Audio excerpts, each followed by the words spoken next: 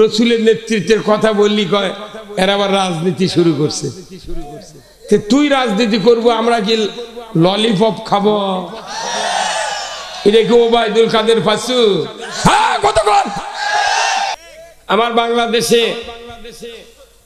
যদি মেম্বার থেকে শুরু করে প্রধানমন্ত্রী পর্যন্ত যারা জনগণের ভোটে নির্বাচিত হন, এনারা যদি রসুলের সফল রাষ্ট্রনায়কের আদর্শ যদি মেনে নিতে পারতেন, এদেশে সুদ চলতো না। আসতে হলে কেন ধরে আরো জনগণ ঠিক, এদেশে জানা হতো না, ঘুষ চলতো না, দুর্নীতি হতো না, এদেশে গরু চুরি হুন্ডা চুরি হতো না, এদেশে মসজিদগুলিতে জুতা চুরি হতো না। আমাদের দেশে সব চলে, কিন্তু রসুলের নেতৃত্ব চলে না। আমরা আদর্শ মানি নেতার কোট গায়ে, নেতার যে কোট গায়ে আছে ওই কোটি গায়ে দিয়ে আদর্শ মানে। হুজুরের মাথার যদি বাগরি থাকে চুলের, মুঠ মুরিদ বাবরি রাখে। হুজুরের মাথার চোকা টুপি, মুরিদও চোকা টুপি। খালি আদর্শ মানে কাপড়ের, চুলের, শার্টের। আর রসুলের আদর্শ হলো টপ টু বটম।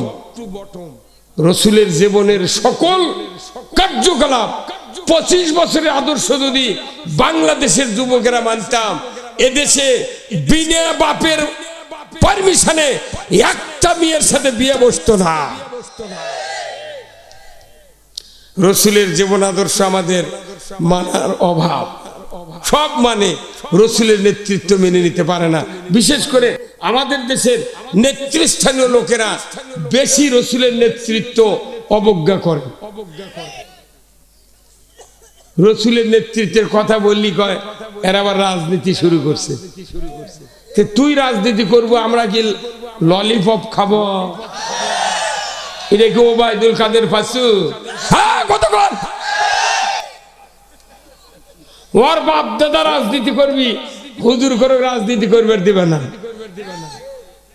তোমার অধিকার, আমার অধিকার। বরঞ্চ তুমি যদি রসুলের রাজনীতি বাদ দিয়া শয়তানের রাজনীতি করো, আমাদের আল্লাহর রসুলের রাজনীতি করার অবশ্য অধিকার আছে।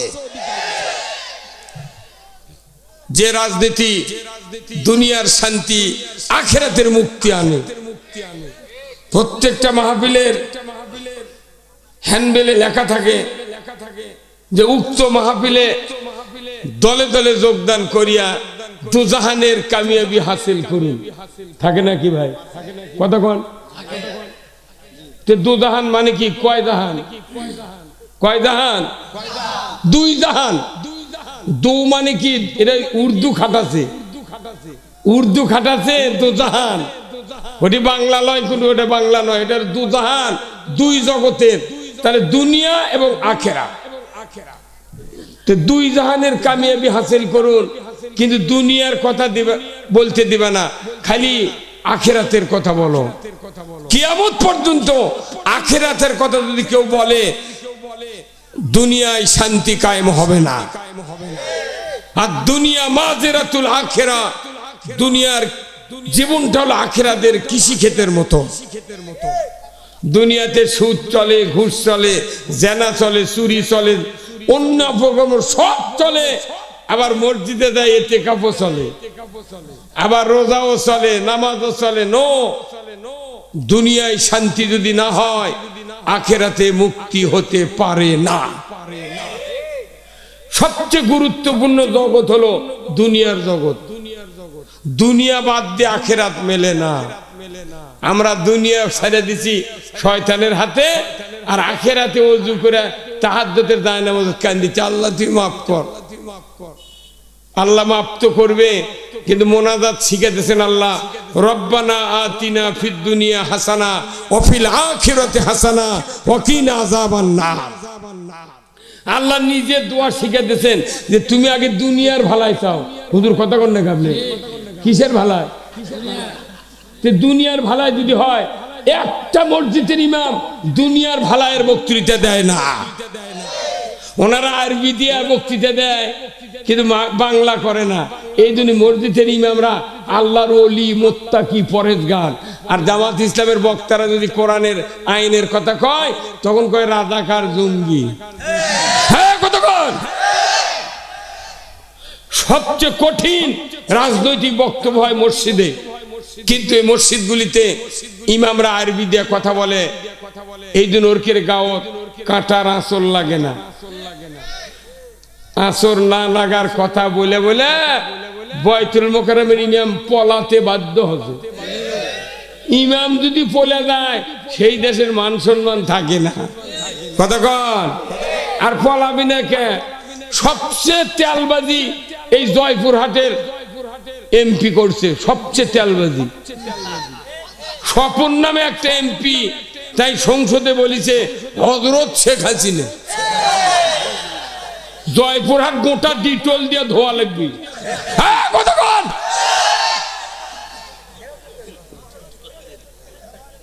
একটা মসজিদের ইমামও জীবনে মোতাল্লি বলে না হযরত ইমাম সাহেব ভালো আছেন, কয় না। কিন্তু মিয়া মানুষ হযরত বানাতে পারে, এতই তেলবাজি করেছিল। এখন পলাশুগা ময়না কি কথা রে, আমাকে কোন মানুষের, বাংলাদেশের একটা মানুষের দোষ নেই, সব দোষ শেখ হাসিনার। আর একটা দোষ হলো বাগমারার এক ইমামের, 3 নম্বর দোষ হলো শিক্ষা প্রতিমন্ত্রী। এই 3 জনের কারণে এই দেশের থেকে ওরা নিজেরাই পলে গেছে। বাগমারা 15 আগস্টে বিলাত করছে, হুজুরক কথা তোক টাকা দেবো, তুই দোয়া করবো বঙ্গবন্ধুর নামে। ওই বদমাইশ করছে কি, মাবুদ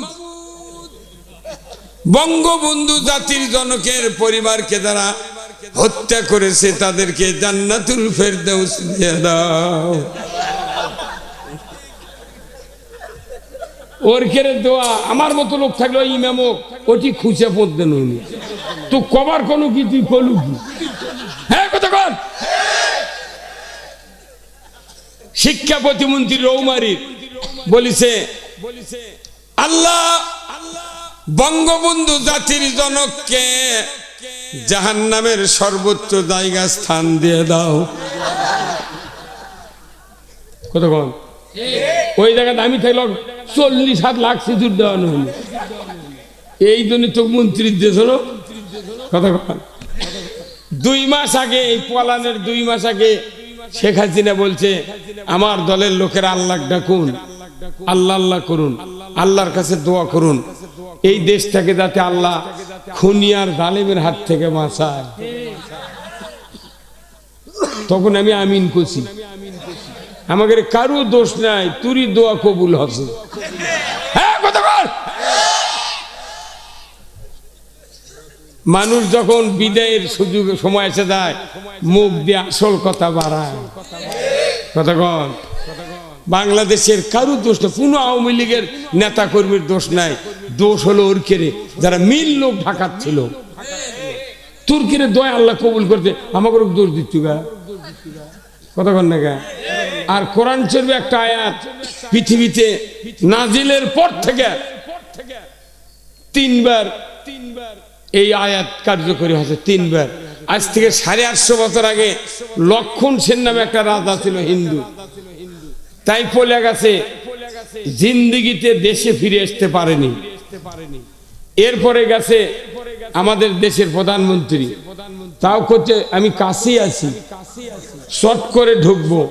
তা আপনার কে মানা করছে ঢুকবে? আসেন না গা, কোনো ভিসা লাগবে না, কিচ্ছু লাগবে না, শর্ট করে আসবেন, ফট করে আয়না ঘরে ঢুকে দেবো। আপনি বাপের বাড়িতে আসবেন, অত ভয় কে? কতক্ষণ না গা। আর 3 নম্বর বাশার আল আসাদ সিরিয়ার পলাতে বাধ্য হয়েছে। এই 3টা লোক পলাছে কোরআন শরীফের আয়াতের শক্তির কারণে। আল্লাহ তাআলা কোরআনে বলছেন ইয়া মাশারাল জিন্নি ওয়াল ইনস ইন ইসতাতাতুম আন তানফুযু মিন আকতারিস সামাওয়াতি ওয়াল আরদ ফানফুযু লা তানফুযুনা ইল্লা বিসুলতান। এই আয়াতের এত শক্তি, আল্লাহ নিজে বলছেন আমার ইতাআত যদি না করো, বশ্যতা স্বীকার না করো, আইন যদি না মানো, আমার রাজ্য থেকে বেরিয়ে যাও। এই আয়াতে ওর ঘুতে ঘুতে বার করে দিয়েছে। এই কর না কথা দোষ দিচ্ছে আমা করো। এই বাংলাদেশে বহু দল আছিল, পারেনি, 14 বছর 16 বছর আন্দোলন করে পারেনি। 21 থেকে 41 আলটিমেটাম। ওরাও জানেনি দিনকে কাম হবে, আমরাও জানিনি। আমি তোকে আশা ছাড়িয়ে দিচ্ছ না আল্লাহ। বিছনাতে ওঠি, জেলখানার থেকে বাড়ায়, গরমই থাকে, আবার ঢুকে দেয় দেখি গরমই আছে। কতক্ষণ আমাকে জেলত তোলে, আর মানুষ কয় হুজুর জেল খাটা সুন্নত। তুই এত বড় সুন্নত বাদ দেবো কে? মাই করে দিয়ে থুয়েছিস সুন্নত। 5 দিন থাকলে বোক মা করে ডাকুরে জেল খাটা। এই জয়পুরহাটের, এই জয়পুরহাটি 12 জনে একদিনে অ্যারেস্ট করে, কথা ঠিক কিনা? আহা ইস, পুরানে বলতারি মধ্যে আমার মাহফিল ছিল, খোরশেদ চেয়ারম্যানের ওখানে। আহা ইস, এত গরু চুরি, হুন্ডা চুরি, এত দুর্নীতি হয়, কোন তথ্য পুলিশের কাছে থাকে না। খালি জামাতের 10-12 জন লোক বসলি কয় দে নাশকতার পরিকল্পনা করছিল, ককটেল বানানোর সরঞ্জামাদি সহ গোপন তথ্যের ভিত্তিতে জিহাদি বৈষম্য ধরতে সক্ষম হয়েছে। একবারে কনে না। কোরআনের উপর জিহাদি বই পৃথিবীর জমিনে আর একটিও নাই। 317 বার জিহাদের কথা আছে। এই জিহাদি বৈষম্য আমাদের ধরে, আর পরের দিন পেপারে করে যে অমুক জায়গা গোপন তথ্যের ভিত্তিতে। কি কথা, এতই গোপন তথ্যে ওরকে থাকে। প্রত্যেক গ্রামে গ্রামে, ওয়ার্ডে ওয়ার্ডে পুলিশিং কমিটি বানাচ্ছিল। জামাত বিএনপি কোনটি মিটিং করে, তোরা খালি আসলেই খবর দেবে। সরকারের গোয়েন্দা বাহিনী থাকিছিল আগে, এখনো আছে, কিন্তু জনগণের মধ্যে গোয়েন্দা তৈরি করছিল। কতক্ষণ না কি অবস্থা, ফকিন্নি এখন সভা করছে, অনুমতি লাগে না। ফকিন্নি 4 সভা করছে, ফকিন্নি। পুলিশ আসা তো দূরে, তবা তেল টুলমুল করে দেখিচ্ছে না। আসাদুজ্জামান খাল খসে, দাঁড়িয়ে রাখলে পুলিশের চাকরি দেওয়া হবে না। এগুলো কথা আল্লাহর সহ্য হয়নি। এখন কত এসপি, ওসি, পুলিশ, তারা আল্লাহর রহমতে দাঁড়িয়ে ছেড়ে দিয়েছে। ওরা বুঝা পারছে দেশ কোন দিক যাচ্ছে। ডক্টর ইউনূস বলেছে আগামী বাংলাদেশ ইসলাম দিয়ে চলবে। ডক্টর ইউনূস যদি খালি অন্তর্বর্তীকালীন সরকার না হতো, একদিন পেলে সরে ফেলে দিলেন। মরদ আছে সারা বাংলা পৃথিবীর মধ্যে, একটাই মুরব্বী, সেটা হলো ডক্টর ইউনূস। কোনো কথা কয় না, পাথরের লাগান বসে হবে।